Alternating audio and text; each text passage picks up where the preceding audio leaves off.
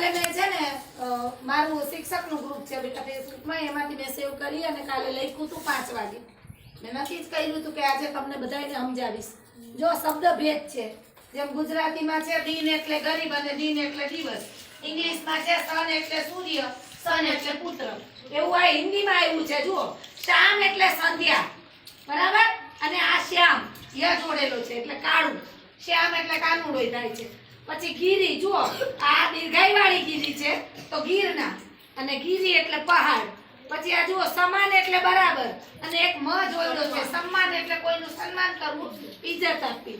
પછી કર્મ એટલે કામ, અને આ ક્રમ છે, જુઓ આ ક્ર જોજો પાછળ, ક્રમિક રીતે 1 2 3 4 5 6 એમ.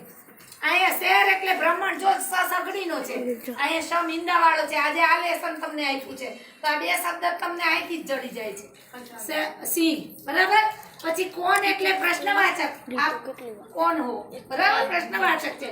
અને આ કોણ એટલે ગણિતમાં તમારે ખૂણા આવે છે, બરાબર ને, 90 અંશનો ખૂણો એનો.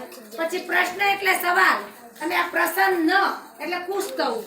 જરા એટલે વૃદ્ધાવસ્થા, જરા એટલે થોડુંક. બેર એટલે દુશ્મની, બેર એટલે ખાવાનું, શિયાળાનું ફળ છે બોર, તમે ખાવ છો ઈ. કુલ એટલે વંશ, અને કુલ એટલે તમે કુલ કેટલા છો ઈ કુલ સરાસરી થાય. અને આ જો દીર્ઘાવાળું કુલ છે એટલે કિનારા.